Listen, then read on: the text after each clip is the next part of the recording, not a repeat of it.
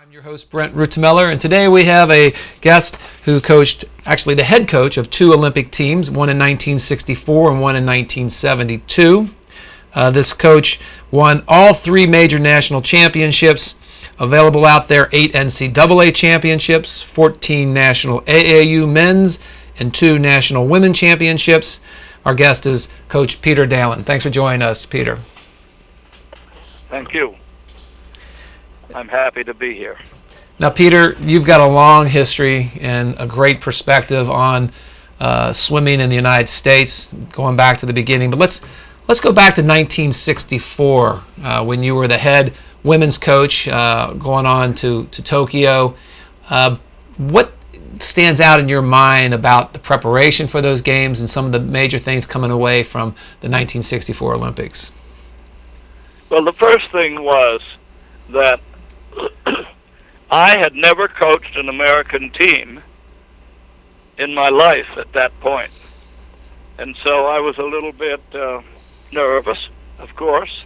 I'd never coached swimmers that came from other teams. This was a whole new experience for me. And I tried to do things that I thought that the coaches of my athletes would be asking them to do. And now we have to go to Tokyo and prove it in an alien atmosphere. What was that atmosphere like when you got to Tokyo? Well, I'd never been to Japan. I don't speak Japanese. None of the girls have been to Japan, and they didn't speak Japanese. Most of the people in Japan didn't speak any English. It was only about 20-some years since we'd had an all-out war with the Japanese. We weren't mad at them anymore, and they weren't mad at us, but we were one-time enemies getting together in the friendship of sport. You witnessed firsthand how sports can bring countries together, and not that we just touch on this only because it's important. And at this time, when you look up to 1980, it was used the exact opposite. Did you know immediately the boycott of 1980 was the wrong decision? Well, I think it's the biggest mistake President Carter made. He probably made some other ones, but this was a huge one, and he was trying to get back at the Russians politically through sport. The next Olympics that you were a big part of was in 1972. You know, everyone's probably waiting for you to mention Mark Spitz and the feat that he accomplished at that game. Mark said to me when we got to the pool one day, he said, do you know what's the matter with me? And I was going through a long list of possible things, and here I'm talking to the guy who's trying to win 7 gold medals, and 4 of them individual events and 3 of them on relays. I knew the relays, unless we tripped and fell, were a sure thing. The individual events, well, that was up to him. And he said to me, he said, you know, here we are 2 days before the games are going to begin, the swimming, and I don't have any speed. I said, well, don't worry about that. There are many ways to solve that problem, but I have a nice, easy one, and I know you'll do well. Positive reinforcement. Yes. So I said, why don't you swim 550s with a lot of rest in between and descend 1 second per round? And then I turned away from him to talk to 5 other guys, because there were just 2 of us and there were about 20 of them. And so, but I was watching him out of the corner of my eye, but not so that he would notice. And so I saw that he was dropping a second each time, and on his last one it was really fast. And I said, my God, there's nobody else on the team that can do that. There's nothing wrong with this guy. He just wanted to be reassured that everything's okay. So about 3 minutes later, after he'd warmed down a bit, he came up and I said, well, Mark, how did you do? Well, I knew how he did, but I wanted to have him tell me. He said, Coach, I'm fine. Try to be one step ahead of your athletes. And if you are, you can pretty well sell whatever you've got to sell. Let's go back to another important moment in that games, and that's go ahead. Rick DeMont. Okay, Rick DeMont, a great athlete. He was 16 years old, and he had a medical problem. He was asthmatic. His father was a medical doctor. His father had prescribed a medication, and Rick had been taking it. When we went to Washington, D.C. for uniforming and health check, all the athletes were asked to turn in a list of any medications they were on and the reason they were on them. And he did that. He did that. We never got a notification from the doctors that there was any medication he was taking. I mean, I had no way of knowing who's taking what, and neither did the manager, who was a good friend of mine. But he got tested, and in his medication was a no-no drug. And so the IOC Medical Commission disqualified him from the 400 that he had won and from the 1500 final that he was about to swim. Well, the manager and I appeared before the Medical Commission of the IOC, and we said, this is ridiculous. We had no knowledge of anything this athlete was taking. It was in the hands of the USOC doctor. And they said, well, regardless of who was in whose hands the medication was lying, he's still disqualified. Today, that drug is legal, by the way. Mm-hmm. And we have thought several times, in fact, we made a protest, and we failed. The the USOC indicated they were going to drop the doctor because that's a huge mistake not to tell the coach and manager that they have to change the medication. Mm-hmm. But they did nothing. He was back the next games. End of story. Yes. I went back after the 1500 DQ. This happened 10 minutes before the 1500 was going to start. He swam the heats, but the disqualification only affected the final. And I told the team that Rick DeMont will not be starting. Mike Burton, our captain, came right up to me and said, don't you worry, Coach. I will win it. And he did, and broke the world record. You know, when you look at the coaching peers that you came through with, and the coaches that you have learned to you've been a part of, can you kind of talk about the common traits of the great coaches that you have been associated with? Well, the first thing, and I believe this sincerely, George Haynes was the best coach we ever had in the history of United States swimming or of AAU swimming. He was the guy. I knew him very well, and he had a magnetic effect on kids. They just loved him, and everybody wanted to go to Santa Clara. Everybody wanted to swim for George. And his men's team was as good as his women, and his women were as good as his men. He was the maestro. We had other very good coaches, Sherman Chavour of Arden Hills, Mike Burton, Debbie Meyer, and a host of others. And we had Doc Councilman, Jim Councilman, I always called him. He was very good. And there were others. I would say it was control and the faith and belief that the athletes had that this coach is going to take me as far as I can go. And that to be on his team, or her team, there weren't many hers at that time, I'm thrilled. What advice would you give to a young man or woman who would want to go out to start a career in coaching swimming? Well, I would ask him first, do you want to earn a living, or do you want to be a swimming coach? That's the dark side. do you get enough money? Well, I'd say make sure your passion is shared by your wife and children. I mean, if you're going to have family life, and that's pretty darn important, then you've got to, they're part of the package. Coach, if there was something you would want to do over in your career as coaching, have you ever thought about that, or do you know what that might be? Well, I'm not a person who regrets. Even when I wasn't being paid, I still enjoyed what I was doing. So I never have tried to look back and say, boy, that was a shame. Why did I do it? In 1960, the Olympics were in Rome. A fantastic Olympics. The head coach was Gus Steger.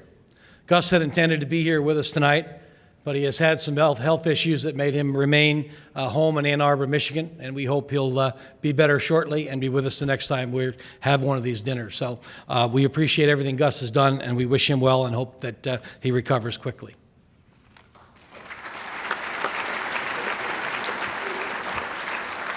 Well, I'd say try to be one step ahead of your athletes. And if you are, you can pretty well sell whatever you've got to sell. I'm not a person who regrets. Even when I wasn't being paid, I still enjoyed what I was doing. So I never have tried to look back and say, boy, that was a shame. Why did I do it? In 1964, President Lyndon Johnson declared a war on poverty. U.S. military forces attacked North Vietnam for the first time. The Warren Commission concludes that Oswald acted alone in the assassination of President Kennedy. The space probe Mariner 1 flies past Mars, sending home startling pictures of the surface, with the amazing sight of that guy with a beard and the John 3:16 sign clearly visible on the surface. The World's Fair is held in New York, and I had my first real date, taking Susan Ray to see the famous statue of the Pietà from the Vatican. A very highbrow date, and it didn't get me anywhere. Last highbrow date I ever had. According to news reports, not a single juvenile crime is reported anywhere in New York City the night of the Beatles' first appearance on The Ed Sullivan Show. Many of us remember that. In our beloved sport of swimming, Peter Daland became the head coach of the women's Olympic team. In 1964, Peter led the USA women's Olympic team that captured 6 of 8 available gold medals. In 1972, Peter returned as head Olympic coach, and his men's squad won 9 gold medals. Peter's amazing career at the University of Southern California included 9 NCAA men's championships, and they were undefeated in dual meets in 20 of his 34 seasons at USC. Peter has been one of the most administratively active coaches in history, serving as chairman of swimming for the Universiade Games since 1983, concluding that service in 2007. He has been president of the American Swimming Coaches Association, president of the World Swimming Coaches Association, and the first chairman of the FINA Coaches Commission appointed in the year 2000. He was selected to the International Swimming Hall of Fame in 1977, and he's a recipient of the prestigious AAU Award, which was the precursor to the USA Swimming Award in 1975. Please welcome head Olympic coach, Coach Peter Daland. Hey, John. Peter wants to say something to you.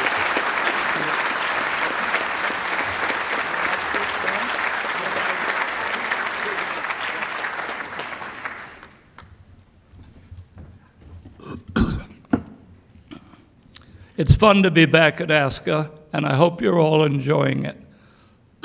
What a voice, that's bad. I should not have been the 64 women's Olympic head coach because another person was elected.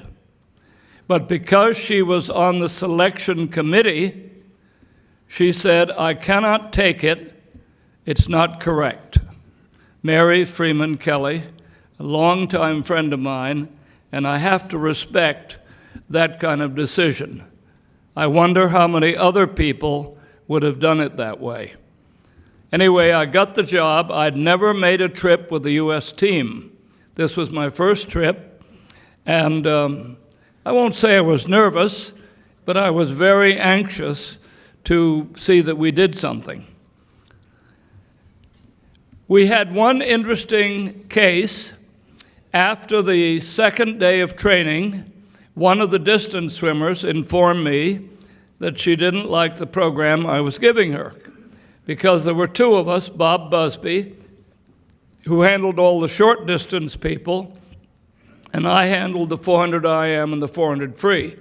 They were the longest events then. So I said to Bob, you better take her over. And he did. And for about 2 weeks, she was happy in his program.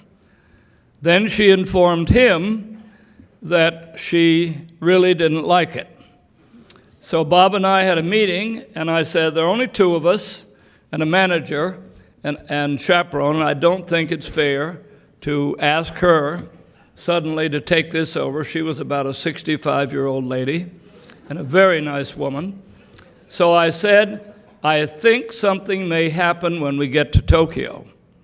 Well, when we got there, I ran into the girl's mother, and I said to her, I think I can get you in the practice pool.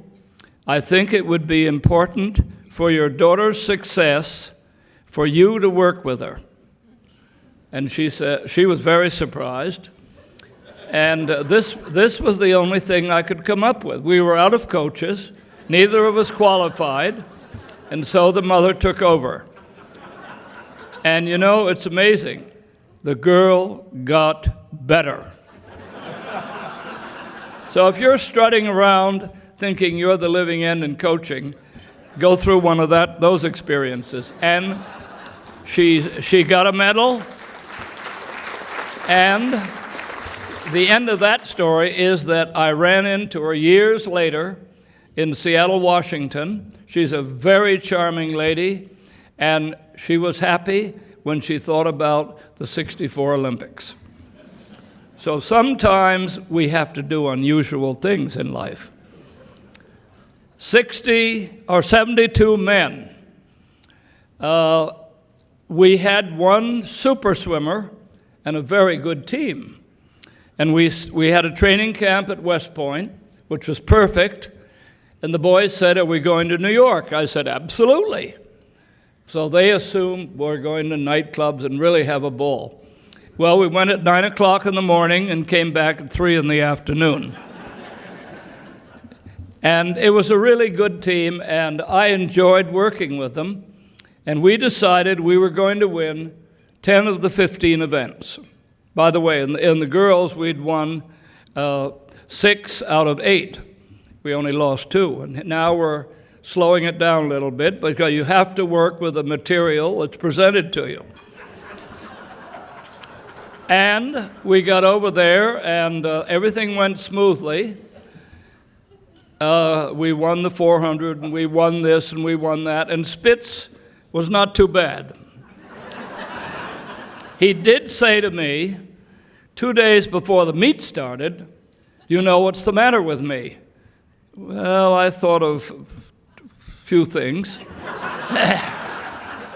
And I knew Mark, because I was a friend of George Haynes, his coach, and I knew his parents and a lovely mother.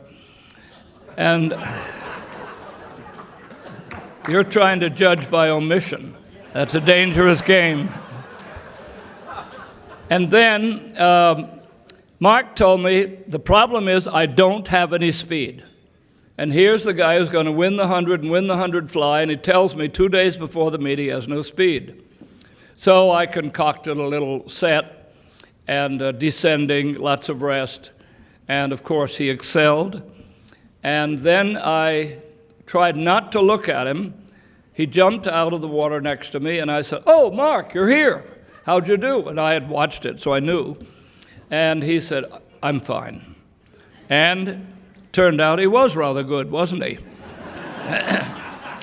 But the real climax came right before the 100 free. And we walked over to the pool together, just happened to, and he was a nice guy to talk to. And he said to me, Coach Daland, I do not want to swim the final of the 100 free. So I thought for a second, and then I said, you don't have to. It's an individual championship. There is no team score in this meet. It's an individual championships, and if you don't want to swim it, you don't have to. However, if I had been like you and gone the half-mile walk from the housing to the pool twice yesterday, round trips, and once one way tonight, I think I'd swim it. Well, he thought for a second, and he said, yes, I will. And what the problem was, that Michael Wendon, the defending champion in the 100 from Australia, who had swum brilliant hundreds in the preceding games, and Spitz was on our team then. He saw Wendon win. He saw what a tough turkey Wendon is when he gets in the big race. And he had drawn Wendon in both the heat and the semi. And both times Michael had buried him. So that was his reason. I knew it. I didn't refer to it at all. And I just stood there and I said, well, it's been a long hike over here. Are you tired? Yeah, I'm a little bit. And you've done it 2 round trips and 1 single way. That's a lot of walking. If I had done that much walking, I think I'd swim it. Silence. Okay, I'll do it. Then the final came, and this Mr. Insecurity was standing on the blocks, and I don't know if Wendon was next to him. It didn't matter, because Spitz took off, broke the world record, won the event by half a body length over Jerry Heidenreich's teammate, and Wendon finished 5th. Thank you very much.